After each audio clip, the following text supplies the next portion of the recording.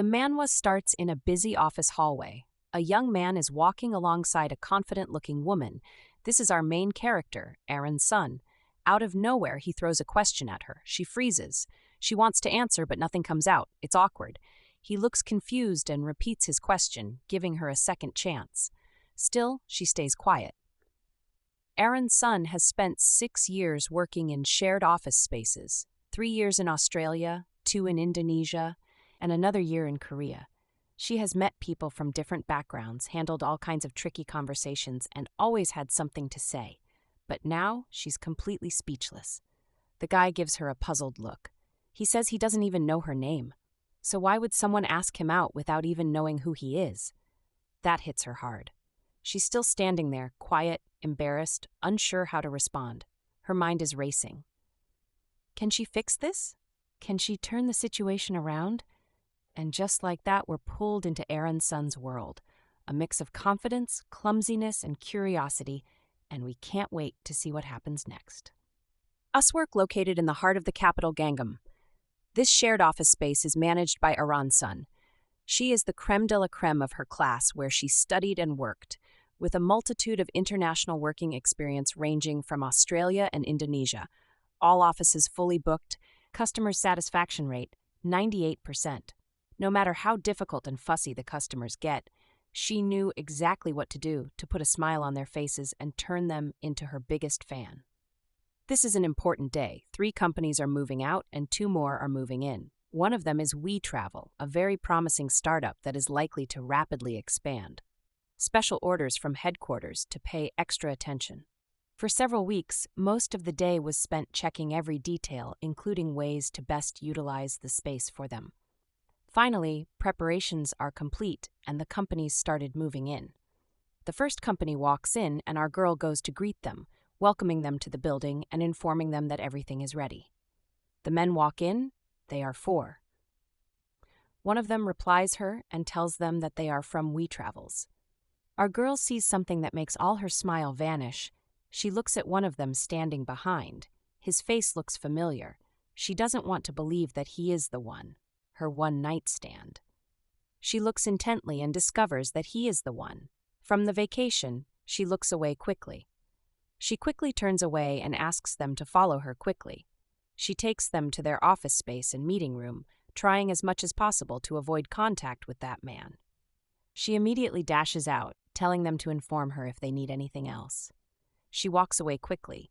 She doesn't want the man to recognize her, but it wasn't possible, because the man has recognized her face already. She smirks his face. Our girl suddenly takes off, practically sprinting through the office. She's looking for someone, her friend. She reaches the conference room and spots her, deep in conversation with some guy. Without wasting a second, she walks straight up and pulls her away. The man just stands there, totally confused. Her friend is just as surprised, looking back like, what's going on? They make it to the staircase and our girl finally stops. She's out of breath, clearly flustered. Her friend, still catching up, tells her to take a breath first. She's like, what's the emergency? What could possibly be this serious? This is Yenna, Aran's coworker and close friend. Our girl doesn't waste time. She asks if Yenna remembers that guy they met on that trip she took, right before she started this job. Yenna thinks for a moment and then it clicks. She's like, wait, you mean Dubrovnik? That one-night stand you told me about? Our girl immediately cuts her off before she can finish the sentence. She looks around, panicked. Yenna now knows something's up. She asks what's going on. Last she heard, the trip was amazing and our girl had a great time. So what happened? And then our girl drops the bomb. He's here. That guy is literally here in the office. He's the owner of WeTravel, the company that's just moving in today. Yenna's eyes go wide. She's like, wow, this feels like fate or something, like they're meant to be. But she's confused. Why does our girl look like she just saw a ghost? Our girl says his name is Changyuk Do, and just hearing that name triggers something in Yenna. She pauses, thinks hard, and then it hits her. Wait, that's the same guy Miss Lee was talking about the other day. Now it's all falling into place. Our girl stares into space and mutters the only thing that's on her mind right now. She's so screwed. Do-hee Lee, CEO of Do-hee International Consulting, A big name, sharp heels, and even sharper words. Our girl remembers the day Miss Lee moved into the office like it happened 5 minutes ago. She had been the one to welcome her with a polite smile and a warm greeting, trying to make a good first impression. But from the moment Miss Lee stepped through the door, the complaints started rolling in. First, it's the office decor. She says the colors are tacky, too bright, too dull, too something. Then she moves on to the coffee and tea, saying they taste cheap and don't match her expectations. As if that wasn't enough, she complains about the paper quality. Yes, the paper. Apparently it's too thin, too rough, not the kind she's used to. And of course, the air conditioning is either too cold or not cold enough. Nothing is ever just right. At first, our girl tries to stay calm and professional. But day by day, Miss Lee starts to get under her skin. She might just be the most difficult client our girl has ever had to deal with at USWork. And it's not just the complaints. Miss Lee spends most of her day with music blasting through her headphones, half asleep at her desk, updating her socials, or heading out to random social events. It's like she's always there, but never actually working. Then, one random afternoon, Miss Lee casually drops a comment that completely throws our girl off. She looks at her and says, "You're perfectly good-looking, but not really attractive." Our girl blinks, unsure if she heard that right. Before she can respond, Miss Lee keeps going like she's just giving fashion advice. She says what she means is, sure, you've got good features, you're pretty enough, but men want something more, something extra, something our girl apparently doesn't have. And in that moment, our girl doesn't even know how to react. Shocked? Offended? Amused? It's just another weird, awkward chapter in her time dealing with the wild, unpredictable, brutally honest force that is Miss Do-hee Lee. Our girl looks at her. This lady really loves getting on her nerves. She decides to answer this time. She tells Miss Lee to educate her more. Yenna, who was walking beside her, knew that Miss Lee will talk too much. She reminds our girl that they have a meeting in less than 10 minutes. Miss Lee continues. She tells our girl that she is very rigid and robotic, that she bet work is life for her. Going on, she tells her that she needs to get out and mingle more, to be emotionally detached, like that can be quite dangerous. And according to a popular saying, the first step towards becoming a psychopath or a sociopath is being emotionally detached. She adds that the world have enough technology and artificial intelligence to replace someone like that, so building on emotional assets as humans is vital, theoretically speaking. Our girl replies her, telling her that she is in a perfectly happy relationship. Yenna is surprised to hear that. Miss Lee replies that she hides it so well that it would be hard for someone to guess that. She asks who the person is and how old he is. Our girl replies that he is 4 years older than her and works in travel. Miss Lee replies that it is quite an amazing career. She asks how they met, and our girl replies that they met at Dubrovnik. The woman is looking defeated. She smiles weakly and comments that she really wanted to visit Croatia too, that she has heard great things about it, great cafes by the beach and all that. Our girl smiles and replies that that is how she connected with her boyfriend. Miss Lee asks for his name. Our girl is taken aback at first, then quickly she thinks of a name and tells her, Chang-huk-do. Back to the present, we're on the staircase with Aran and Yenna. Yenna's eyes go wide when she hears the name, Chang-huk-do. She's like, wait, that's his name? She's surprised, mostly because Aran never mentioned it before. Aran nods and explains. Back on that vacation, they never used real names. It was all part of the fun. He went by Mr. Do, and she called herself Arumaru. Total mystery vibes. No real names, no strings attached. Just a moment in time. Yenna, still trying to catch up, asks where Aran even got the name Changyuk from. And Aran just shrugs and says it's the name of a guy who once cheated on one of her college friends. Yenna is stunned. Like, girl, how did things get so twisted and complicated for you? She asks the big question, did he recognize you? Aran shakes her head. It didn't really seem like he did. He looked at her, sure, but there was no sign of recognition. No spark of, hey, I know you. Just nothing.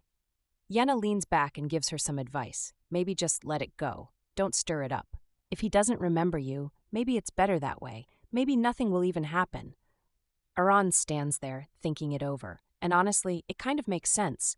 She's stressing for no reason. What's the point? He probably doesn't even recognize her. If she keeps her cool and stays out of his way, everything might just blow over like it never happened. Still, deep down, something tells her it might not be that easy. But for now, she breathes, nods, and decides to just ride it out. 2 hours later, things take a sharp turn. Aran is just going about her day, trying to keep a low profile, when he suddenly shows up. Him. Mr. One Night Stand, aka Chang Hyuk-do, now officially the guy who runs We Travel. And he looks serious. He walks right up to her and drops a question that hits like a truck. He asks if she's the one telling people that they're dating, even though, according to him, he doesn't even know her name. Just like that, Aran is frozen. Her brain short-circuits. She doesn't know whether to start explaining or just say her name and hope for the best. Everything escalated way too fast. She definitely didn't see this coming. Trying to pull herself together, she gives him a smile, hoping it hides her panic, and finally introduces herself. She tells him her name, saying, "Well, now you know it."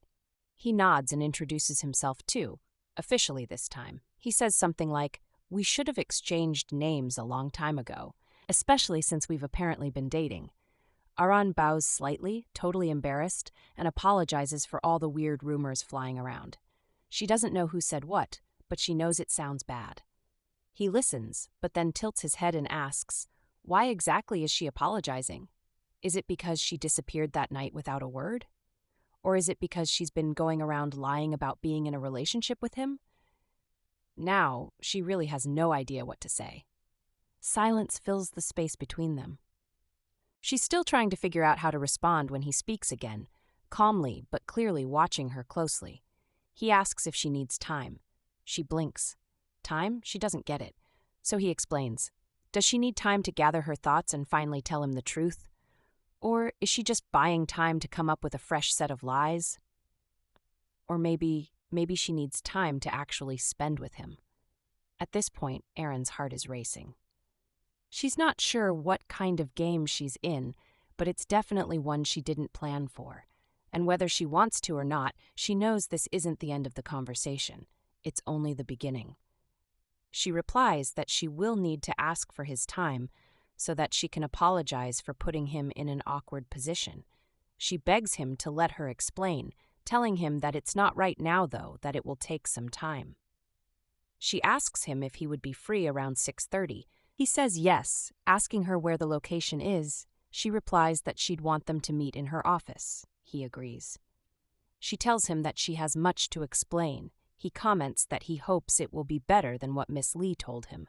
He walks away from her. She bows her head in shame. She wonders how she will have to explain to him.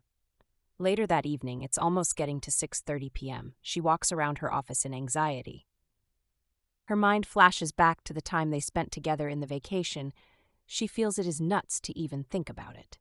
It's exactly 6:30 and there is a knock on her door. She walks slowly to the door and opens it. It's the male lead. She tells him to come in. He goes in and she offers him a seat. She asks if he wants a tea and he says no. He tells her that he is only interested in hearing what she has to say. She begins by apologizing for everything that happened. Explaining, she tells him that it happened last week. In the spur of the moment during a conversation with Miss Lee, some serious misunderstanding. Continuing, she tells him that she didn't meant to get him involved in all what happened. She apologizes again. He looks at her and replies that that is not what he was expecting to hear. She doesn't understand. He tells her that what he is curious about is why she would disappear like that. She replies that she would appreciate it if they keep their conversation limited to work-related matters. He is surprised to hear that, she continues, telling him that it happened before she started to work here. He asks her if it is okay for her to use their encounter at work during a conversation without his consent, but is not okay for him to talk about what happened that night. He asks her if his purpose is done after providing her something to use during work conversations with others. She quickly tries to refute it, telling him that that is not what she meant.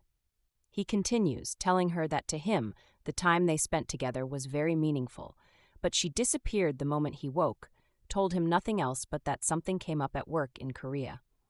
He had woken up that day and was looking for her. asking people, but nobody knew her whereabouts. He tried her number, but it didn't go through either. He continues, telling her that she disappeared, that they meant more to him than to her, obviously. Accusing her that she just see him as some gossip material during causal conversations at work, she tries to explain that she did not feel that way. She tells him that she actually left because she was scared, that it wasn't easy for her, that to her their time is important and meaningful too. She continues, saying that when Miss Lee asked if she was seeing someone, he was the first person that came to her mind. She cuts her short, telling her to stop. He tells her that he has heard enough. She doesn't understand. He tells her that she liked him, but she is spooked by deeper, more intimate engagements. He continues, saying that to think of him when asked about dating means she have not been going out with anyone all this while, that he would be right to assume that she did think of him and somewhat misses him a little, adding that that is all her needs to know. She tries to talk, but he cuts her short. He asks her what they have to do from here, adding that he doesn't mind playing her boyfriend in her lies. She tells him that she will speak to Miss Lee and clear things out. He asks her what she intends to tell her. She tells him that she would tell Miss Lee that she lied about and that he happened to have the same name as the man she made up. He tells her that it is not very convincing. Asking if he doesn't have any say in the issue, she asks him to explain what he means. He tells her that he just got here, and already most people seem to assume that they are in a relationship. That if she suddenly tell them what she intends to tell them, it won't be nice. That they will automatically assume that they broke up recently. But she was lying to try to make him look good, making him look like the lesser person. She comes to see his point. He brings a different suggestion, telling her that they should just date for real, just for 3 months. She is surprised to hear that. He tells her that it would be very unconvincing to have a couple suddenly break up less than a month after they start working in the same building, adding that a nice round number would be around 100 days. Then they would make the breakup official and become friends. Our girl doesn't like that. She feels 100 days it too long. She thinks about it for a few moments, and then she decides to settle for it. He tells her that the first order of a business is a date. She is surprised. He tells her that people would think it is weird for a couple not to go out for a meal on the first day of starting work in the same building. He adds that it is pretty simple, and he can't believe that he have to spell it out for her.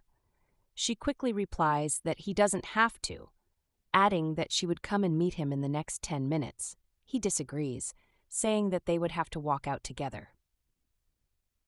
He picks up her bag and hands it over to her. As they get to the door, he tells her not to pull that stunt like the last time.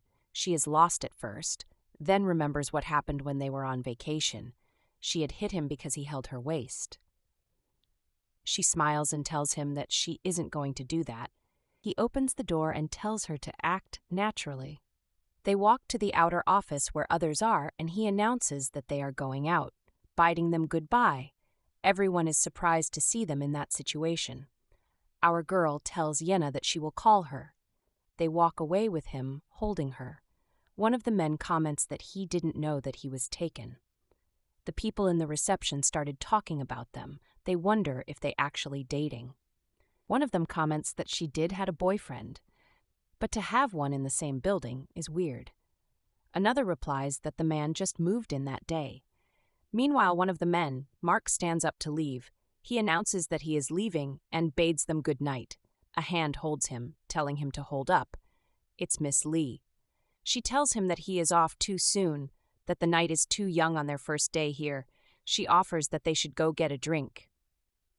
He looks at her, surprised by that offer. He tells her that the least he can do for her is to show her the way things are being done in the office. Yenna immediately cuts him short. She faces Miss Lee and tells her that that is what she is here for, telling her that Mark still needs to get some paperwork done before signing on with their organization, so she begs her to excuse them. Miss Lee is visibly angry. She walks away in anger, leaving them alone. She wonders why Yenna would butt in like that. She keeps complaining till she gets to the door. She pushes it with force and is shocked to hear someone wince in pains. It's a man. He bends down, holding his head. She quickly apologizes, saying that she didn't know that someone was there. She walks away, leaving him there. Yenna and Mark had seen the commotion and walked to meet the man. She holds his shoulder, asking him if he is okay. He raises his head and replies that he will be fine. She looks at him and sees the injury. She knows that it's going to leave a mark on his face. He looks at her, speechless. She reaches for his face, telling him that it is red. She asks him if he is sure that he is okay. Mark, who was coming behind her, sees the guy and calls him Big Bear. He walks to the man's side, calling Yenna sister. He tells her that this is his right-hand man, Donggun Ma, that they popularly call him Big Bear. The man is surprised to hear Mark calling her sister. Mark tells him that he was going to introduce them later, but since they have met, then he just decided to introduce them now. Big Bear begins to repeat it, looking intently at the Yenna. Mark tells him to stop acting like that, saying that he has already told him several times. He turns to his sister and tells him that he owes Big Bear a lot, that he would have taken some serious wrong turns in Canada if he wasn't there for him. Yenna reaches for the guy's hand, telling him that she has heard so much about him, that he was quite a coder and a former ice hockey player.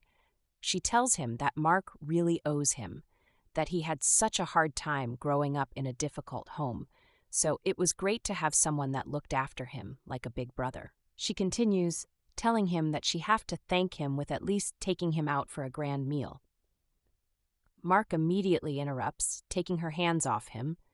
He tells her that she is killing the bear, that she should talk to them when the little bear goes back to being his usual self, adding that they have to go get some work done right now. She agrees and tells him that they are at work, so he shouldn't call her sister. He replies, okay. She begins to pack her bag, and he asks her if she wasn't planning on going out with Aran. She replies that she would go by herself now, since Aran left with the male lead. Immediately, Donggun offers to go with her, that she can show him around Korea since he is new here. He offers to pay. She tells him to slow down, adding that they will need to also work on his Korean because he isn't saying some things right. She agrees for him to go with her. She asks Mark if he is going to join them. He quickly declines, saying that he really wants to go get some stuffs. He urges them to go ahead. She walks to her office, telling Donggun that she would see him in half an hour, that she would wrap things up and see him by then. She walks beyond earshot, and Mark warns his friend to play his cards right, that he is her brother. His friend replies that he has been saving his life all this while, and now he deserves an award. Mark tells him not to put it too much on his head. The man still talks on, saying that everyone knows that he has done too much. Mark tells him that it would be just this once, warning him to be careful with her, that she has been through a whole lot. He continues, telling him that he loves him, but if he tries to. Donggun cuts him short, telling him that he can count on him. He adds that when Yenna touched him, he felt so alive that he felt like he was touched by an angel. Mark asks him what kind of angel looks that plain and ordinary, adding that our girl is the hot one. He wonders if she is really dating that we travel dude. Donggun is too excited for that conversation. He tells him that he is going to freshen up. Mark asks him why he wants to freshen up, whether he has any ulterior motive. The big bear asks him what he is talking about, saying that he has been slogging it all day, helping him move in. He knows that he has to clean up because he is sweaty. Mark tells him that he is making a bigger deal of this, that it is supposed to be. His friend replies that it is big deal, that he has to wash up and change fast. Mark asks him if he has clothes to change into. His friend replies that it is company's basic rule that all-nighters are a given and are always prepared to start the next day fresh. One don't punch out of work, they eat, sleep, and breathe work. Mark looks at him and comments that it is good that he remembers such pearls of wisdom. His friend runs off, bidding him farewell. Mark tells him not to stay out too late, that he still has something to do. He looks around the place. He feels so alone. Elsewhere outside, our girl can be seen with the male lead. He tells her that she has a knack for making things awkward. He urges her to open up a little. He continues, telling her that they are out together, yet she is making him feel like he is alone. She tells him that they only needed to look like they are dating, didn't have to go out for a real date. He asks her if this isn't an official date. He is silent for a while. They arrive a place. He tells her that this is his favorite spot in Seoul, asking if she has been here before. She tells him no, that she doesn't even have any clue where they are actually. He tells her that the name of the place is Buamdong. It is a hill dedicated to poet Yoon Dongju. He continues, telling her that where they are is a part that connects to that spot. He tells her that it is not a tourist hotspot, so it is not crowded, that one can get a bird's eye view of the whole city. Not the best place to view the stars or the sky, but the best vantage point for viewing everything on land that glitters. She is surprised to hear that. Shining stars on land. Flashback to the vacation. They were on the bed, and he tells her that he have been to a Dubrovnik a dozen times, that he is hooked on the view from down here when one look up at the stars, and the stars reflected beautifully along the sea, coupled with the lighting of the village. He adds that he is always psyched to check out the stars, though. He tells her that a shining star is checking him out. He adds that she is simply glowing. She immediately shrugs her thoughts off. She wants to forget about that. Back to present, he catches her aloof and asks her what she is thinking. She replies that she isn't thinking about anything. He bends and kisses her. They continue at that for some time till her phone rings. They immediately detached. The next day, our girl is her friend, Yenna. She is trying to explain to her friend what really made her leave yesterday.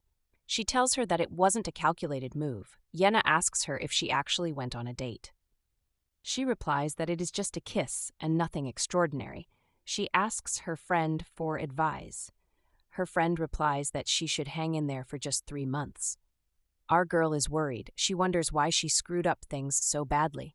Her friend urges her to think positively, that she thinks this is a great thing for her. She continues, saying that if she eventually ends up dating someone, she can still go out with someone that she was once into, adding that it is just part of life, a gameplay. She wonders why she is serious, saying that if it works out, it works out. If it's not, then it has been fun. Our girl replies that she has changed somewhat after her last relationship, that she used to be able to just get out and have fun and date people. Her friend tells her not to say that she is her role model, that she looks up to her. And as such, she cannot stand to watch her acknowledge the fact that her last relationship changed her for the worse. She asks her what exactly that man did to her. Our girl suggests that they have to get going. Her friend tells her that because a lot of new companies joined in, Jimmy Young's delighted and he is going to take them out. Our girl likes what she hears and would go buy it. Her friend asks her to tell her exactly what happened in her last relationship. Our girl tells her that when she was a sophomore in college, for months, the guy kept trying to ask her out. He made it looked natural, not forced. His name is Chenghuik Park. Aran was famous around campus for her approachable personality and studies, Chenghuik, as a jack of all trades. They were the hottest couple in campus. People envied their relationship. One day they were at an eatery. Chenghuik went to ease himself and he runs into some guys gossiping about him. He was unnoticed. One of them comments that Aran is too good for him. Another replies that guys would kill to go out with her, that she is so pretty and talented, but her boyfriend is just a follower. Another comments that Aran's always taking charge and he doesn't bring much to the relationship. They feel she is the man. Unlike what it seemed like on the outside, Changhyuk was very sensitive to such noise. As time passed, he felt inadequate the longer the relationship continued. His insecurity sparked arguments. He said she continues to bring him down, even going as far as to say nothing's working out since he started dating her. A year and a half later, he had a fling with another student and shocked everyone. One day she confronted him, asking him if it is really true. He replies her that he has finally met his match. She asks him what she is now. He replies that she is a phase that she had to experience to learn to truly recognize and appreciate his other half. She is shocked to hear that. She tells him that she hopes he makes a girl happy for a change this time. She walks away angrily. Back to present. She tells Yenna that that is how it ended, and the last she heard, they are still together and even doing business together. Yenna is angry. She comments that she wouldn't have let him walk, that she would have made him crawl or kick him in the nuts at least. Our girl thinks about it. She feels her friend is right, but she's glad that it's over. It was the worst relationship. Yenna acknowledges her and tells her that she would never run into something that cheap again. Our girl replies that it is a good thing that she said it. At least, she has gotten it off her chest. She offers that they get started. They probably need their help.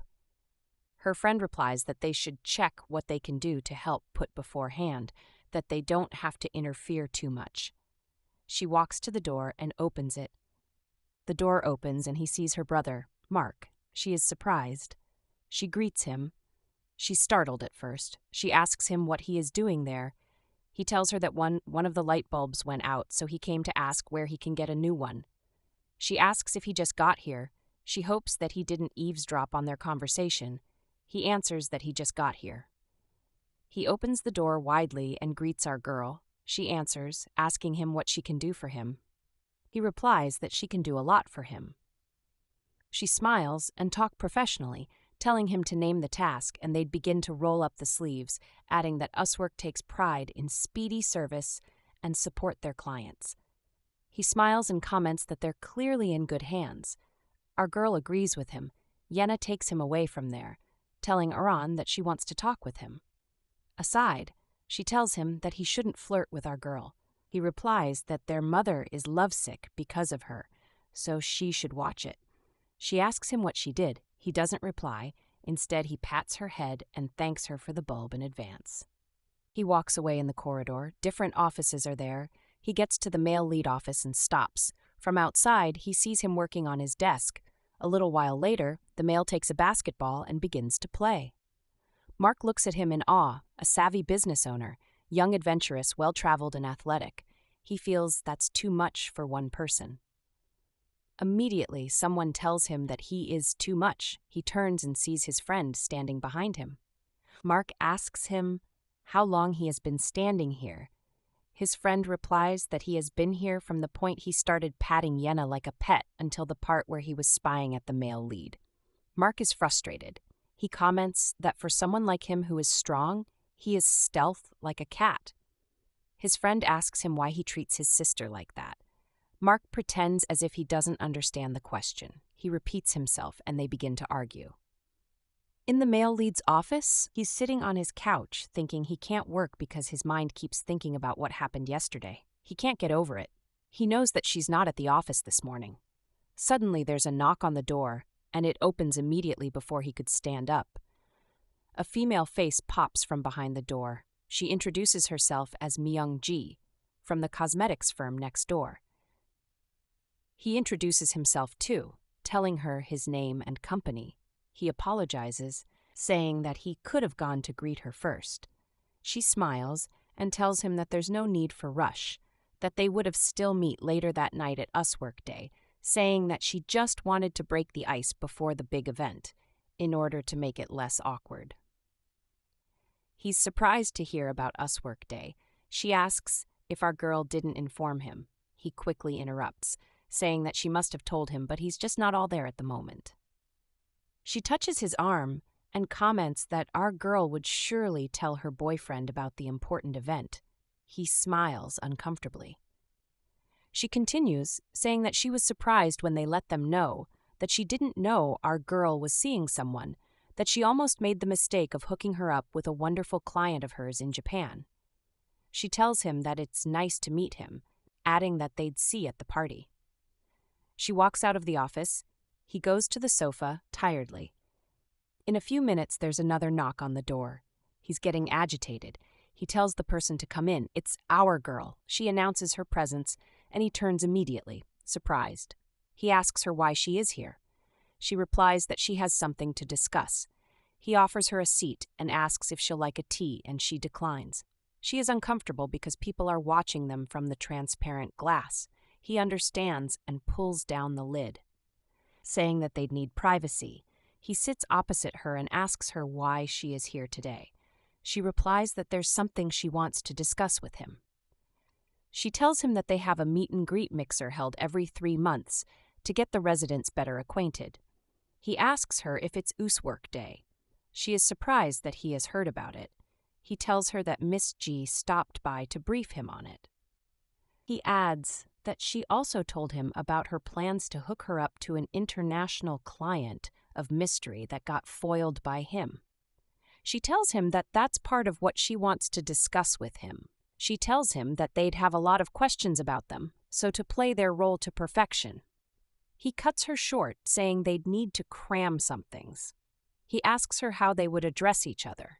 She agrees that that should be discussed first. He tells her that he is not good at bubbly lovebird nicknames, so he tells her that he will just call her by her name and she can call him dear or darling.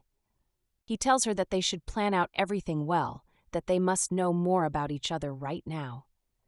He calls her by her name and asks her what she would like to know. She smiles and comments that he's already acting.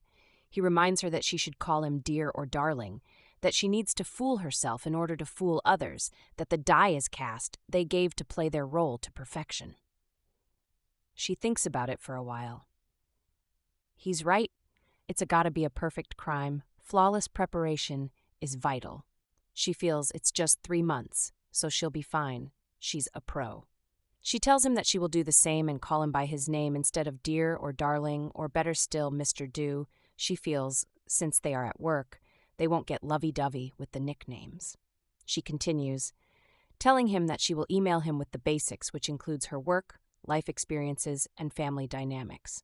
So she suggests that they should work on the potential frequently asked questions. She asks him if he agrees to that. He comments that she either deserves an Oscar or a psychiatric evaluation because she is already starting acting. She replies that it's game on, that she doesn't play to lose. She tells him that she's 29, been working for 6 years, spent some years in Australia and Indonesia. She adds her day of birth. She goes ahead to list what she likes and dislikes. She continues, adding that she prefers superhero movies over chessy romance movies.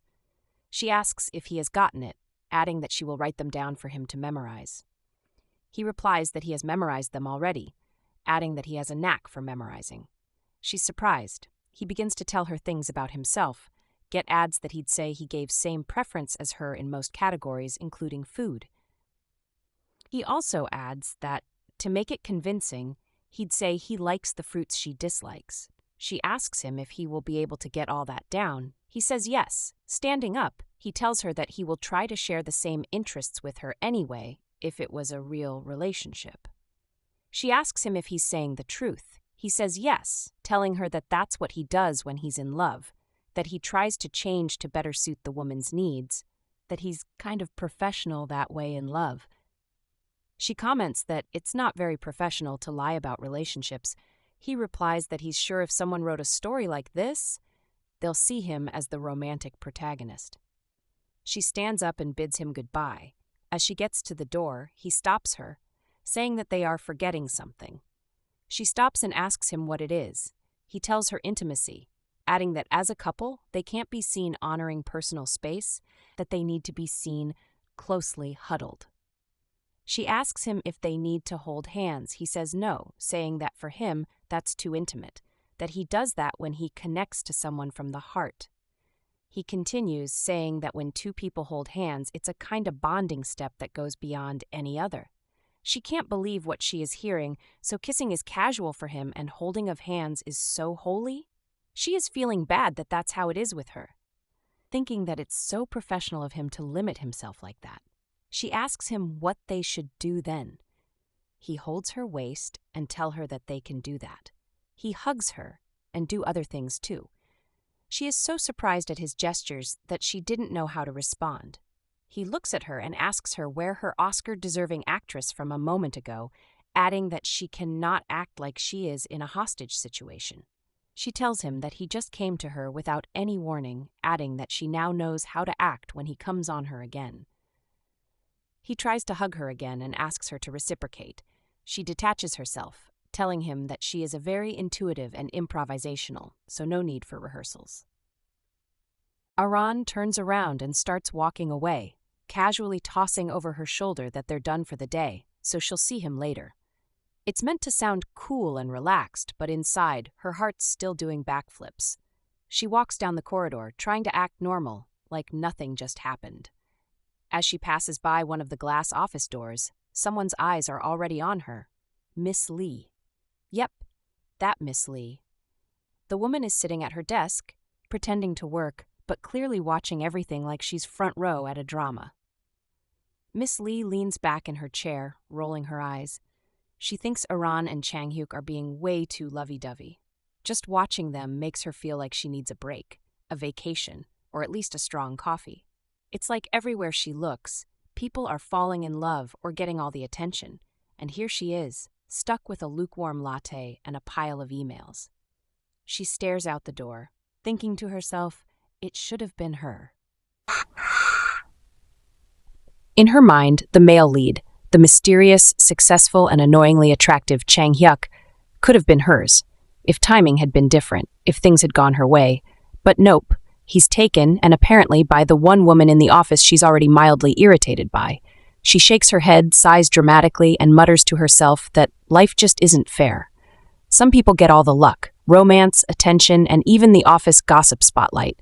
Meanwhile, she's stuck watching from the sidelines, silently plotting her next move. The male lead is alone in his office, the door shut, the room quiet except for the low hum of the air conditioner. He leans back in his chair, pulls out his phone, and opens up a photo. It's one from that vacation, the one that feels like 100 years ago and just yesterday at the same time. And there she is. Her smile bright, eyes squinting from the sun, reaching out and grabbing his arm like they've been dating for years. She's the one who asked for the photo, the one who said, let's look like a couple, just for fun. He stares at it for a moment, thinking she probably doesn't even remember it. Or maybe she does and just acts like she doesn't. Either way, he can't get it out of his head. That version of her, so carefree and bold, feels like a different person from the one he sees now in the office, always trying to avoid eye contact, acting like nothing ever happened. With a sigh, he drops the phone onto his desk and lets his forehead fall against the wood. His fingers tangle in his hair as he groans quietly to himself. This whole thing is driving him nuts. The awkward silences, the tension, the fact that she keeps pretending like they're strangers. It's all too much. He mutters something under his breath, a mix of frustration and confusion. But then, out of nowhere, he straightens up, like a switch flips inside him. He tells himself to get up. Literally says it. Stand up. Because what is he doing, really? Sitting. A few minutes later, our girl is in her office. She is not happy with the turn of events. She sighs, and Yena asks her what the problem is. She replies that she just feels like completely yielding control. Her friend asks her what he did. She replies that the male lead told her that they can do everything except holding hands. Yena comments that he sounds like a player, adding that she has her hands full. Our girl asks her to tell her about it. Yena asks her if she will be okay with the party. She replies that work is work and nothing is going to keep her down. Her friend replies that it looks like the way she normally behaves. She stands up and informs Yena that she has to go get some chairs, that she will be right back. Her friend asks if she needs some help. She says no, that they are pretty light, but she needs her to do something else. She tells her that JLEC, the company that recently moved out, came up with a new CCTV prototype. They want to give out some samples, so they will drop by soon. She asks her friend to go get it from them in about 5 minutes. Yena replies that she really liked the JLEC CEO, that they rented the smallest office space. And in less than a year, they became so successful that they could even afford their own building. Our girl replies that that is the reason they have some special feelings for their office and want to return the favor, adding that she will love it if the CEO could join them for the party or drop by for some tea. Yena walking away disagrees with that, saying that JLEC CEO isn't someone who like parties, that she will just provide some casual small talk. Our girl tell her to take her time. She leaves the room. Our girl is alone. She picks up her sneakers to wear. She wonders if she should have asked Yena to help her with the chairs. Anyways, the deed have already been done, so she will have to make a few trips. She steps out of her office and comes face to face with Mark. He greets her and she does the same.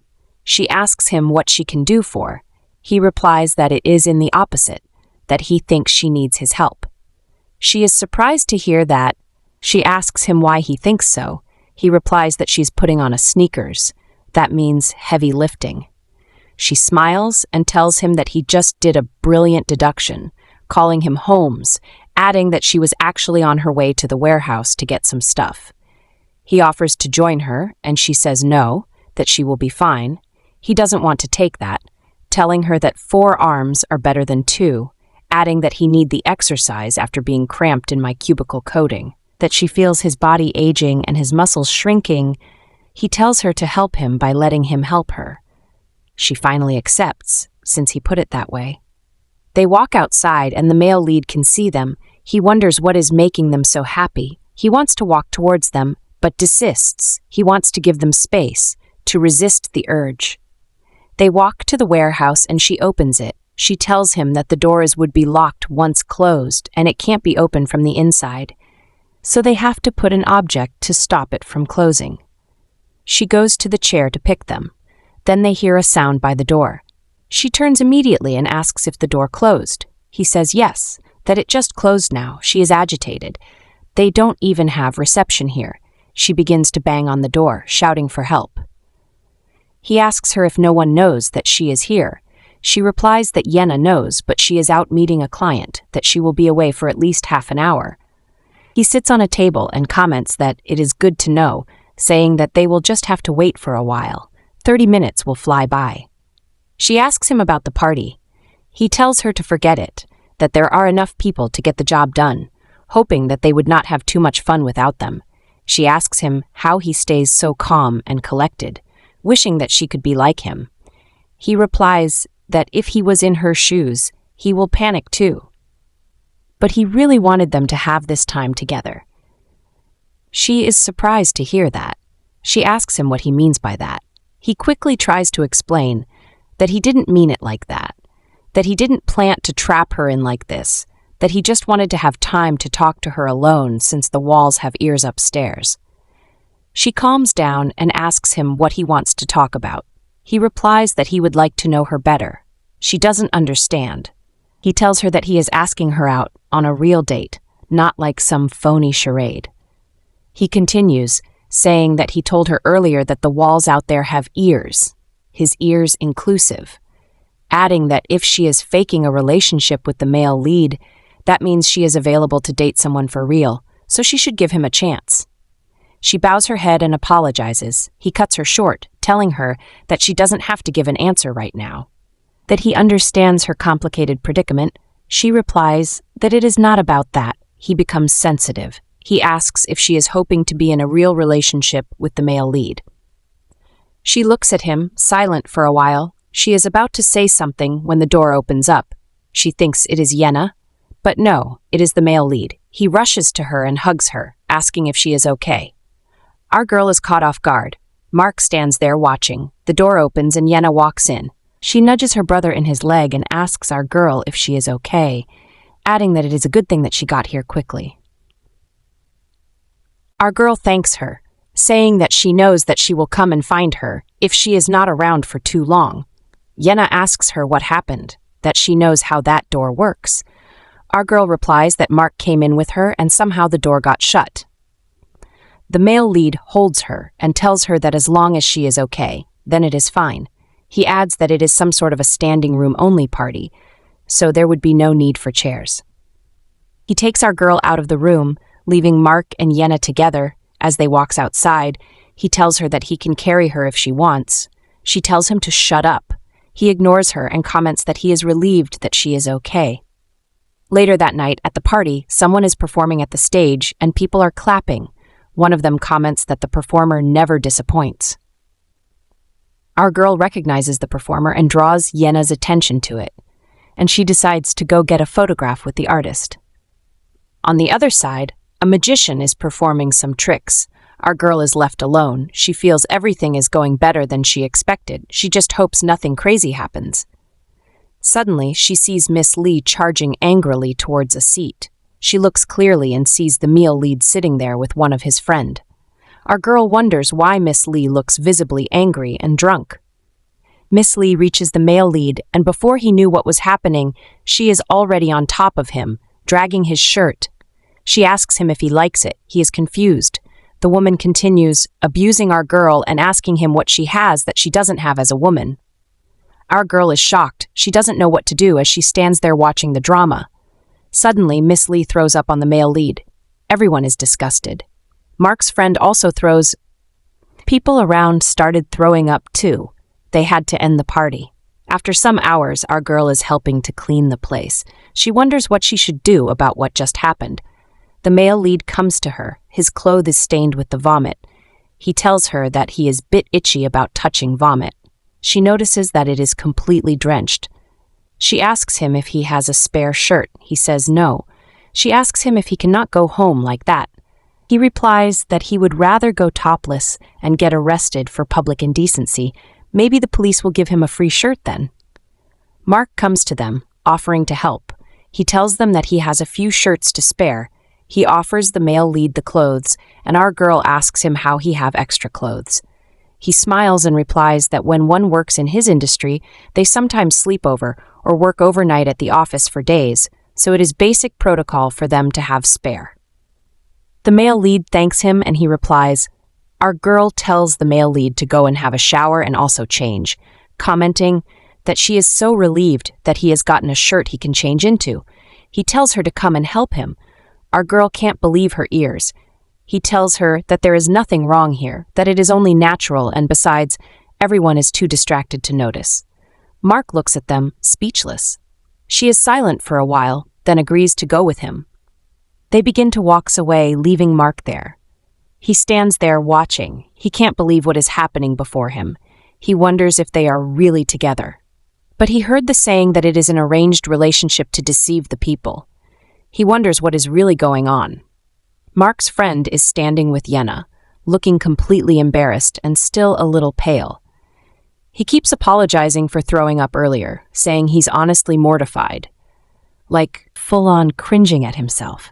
He can't believe she actually cleaned up after him, and the shame is hitting hard. Yenna just waves it off, all calm and cool. She tells him not to worry, it's really okay. She knows he didn't mean to do it, and it's not like he planned it. It happens, no big deal, but he's not letting it go.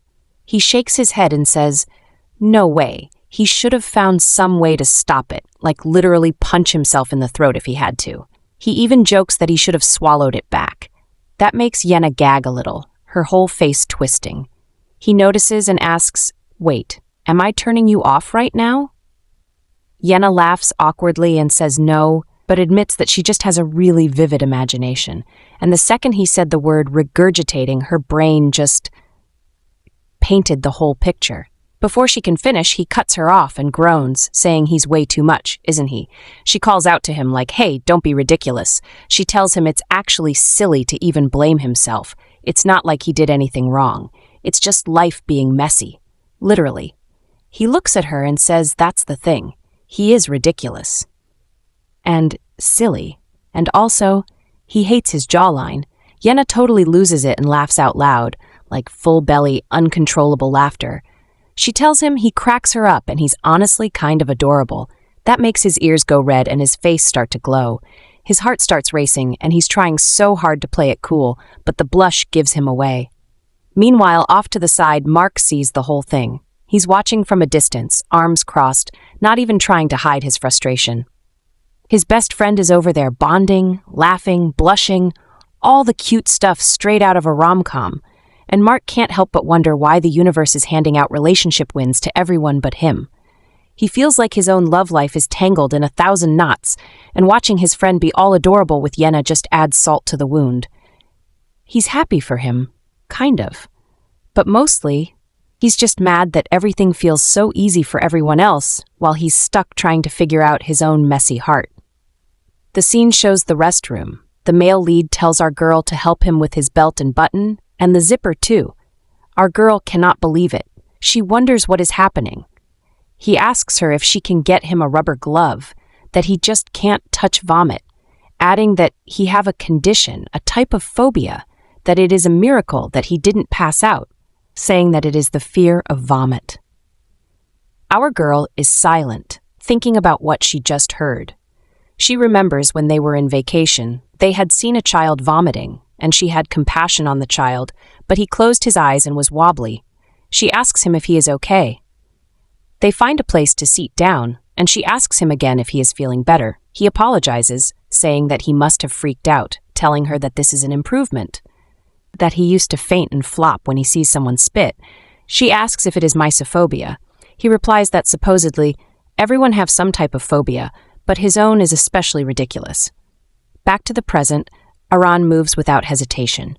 She walks straight up to him and starts unbuckling his belt and unzipping his pants like it's no big deal. He quietly thanks her, but his body shifts away, like he's uncomfortable or unsure about what's happening. Still, she keeps going, reaching for the buttons on his shirt next. She asks him what the issue is, like, what's the big deal? She tells him she needs to open more. There's still stuff below, and she can't stop halfway. She finishes the task, then steps back and tells him he should go clean up. Just like that, she walks out of the convenience store, thinking she's done. But then it hits her. She pauses. Something about the situation nags at her. She suddenly wonders, will he even be able to touch those clothes again? After what happened, after everything tied to that moment, will he just leave them there? She turns around and heads back inside. She picks up the clothes, feeling the weight of it all, not just physically, but emotionally too. She thinks maybe she should wash them and return them to him properly. That feels like the right thing to do, the decent thing, because she's pretty sure he won't be able to go near them the way they are now. Then she pauses again. There's something strangely familiar about this. Like she's been in a moment like this before. The scene, the feeling, the hesitation, it all feels like déjà vu, like life is repeating itself in some quiet, weird way. She stands there, holding his clothes, lost in that strange mix of memory and reality, not knowing if this is a new beginning or just a loop she never realized she was stuck in. If you're eager for the next chapter, drop a comment expressing your interest in a part 2. Don't forget to subscribe and ensure to hit the notification bell to stay updated. Until next time.